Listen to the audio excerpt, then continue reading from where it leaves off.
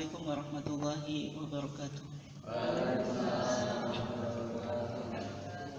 Innal hamdalillah nahmaduhu wa nasta'inuhu wa nastaghfiruh wa na'udzu billahi min shururi anfusina wa min sayyiati a'malina. Man yahdihillahu fala mudilla lahu wa man yudlil fala hadiya lahu. Asyhadu an la ilaha illallah wahdahu la syarika lahu wa asyhadu anna Muhammadan abduhu wa rasuluh. Allahumma sholli ala Muhammad wa ala alihi wa sahbihi ajma'in. Amma ba'd. Yang saya muliakan Ketua PCM Kota Bapak Zen dan semua pimpinan struktural, bapak-bapak sekalian, adik-adik, mas-mas, mbak-mbak sekalian yang dimuliakan Allah. Alhamdulillah pada kesempatan ini kita masih bisa melanjutkan kajian kita, yaitu kajian ketarjian. Kemarin sudah kita kaji bersama tentang yaitu tuntunan sholat Idin, yaitu sholat Id, bagaimana kaifiyah atau tata caranya yang diputuskan oleh majelis tarjih. Dan pada kesempatan yang mulia ini insyaallah kita akan mencoba melihat tentang tema atau topik yang baru, yaitu topik yang cukup familiar di antara kita, tetapi ini penting kita pahami karena berkaitan dengan amaliyah kita sehari-hari, yaitu tentang kitabus shalah.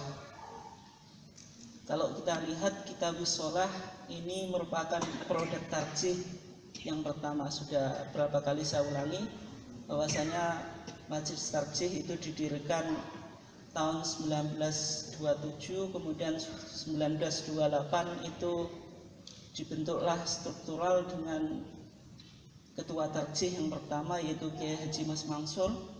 Kemudian tahun 1929 itu tarjih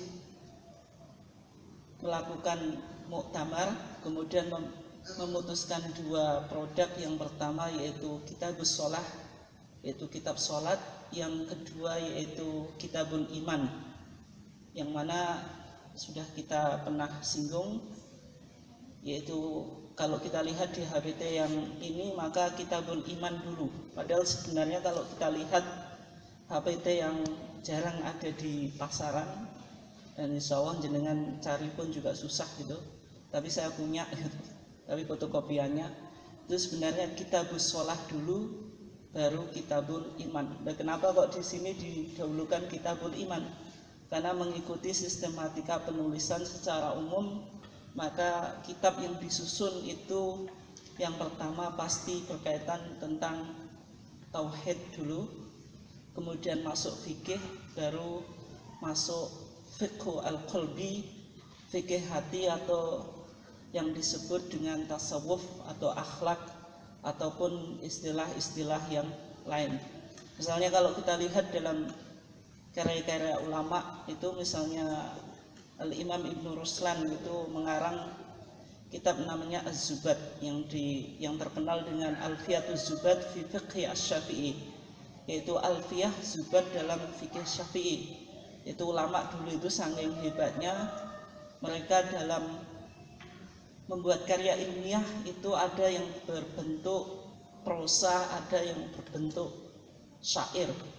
Jadi kalau Ibnu Ruslan itu membuat buku dalam bentuk syair yang terkenal dengan istilah nadzuman atau istilah bait gitu, sehingga ada banyak ulama yang membuat karangan yang terdiri dari 1000 bait. Misalnya Alfiyah Ibnu Malik itu cukup populer di kalangan pesantren. Kalau kita nggak hafal kitab itu, nggak boleh kita mengklaim sebagai kiai kan gitu. Wa asta'inullaha fi alfiyah maqasidan nahwi biha mahwiyah, itu yang dikatakan oleh Ibnu Malik. Wa asta'inullaha fi alfiyah, makanya kalamuna lafdun mufidun kastaqim wasmun wa fi'lun thumma harfunil kalim. Itu tradisi yang masih dipelihara di pesantren tradisional. Sayangnya pesantren modern, gontor, apalagi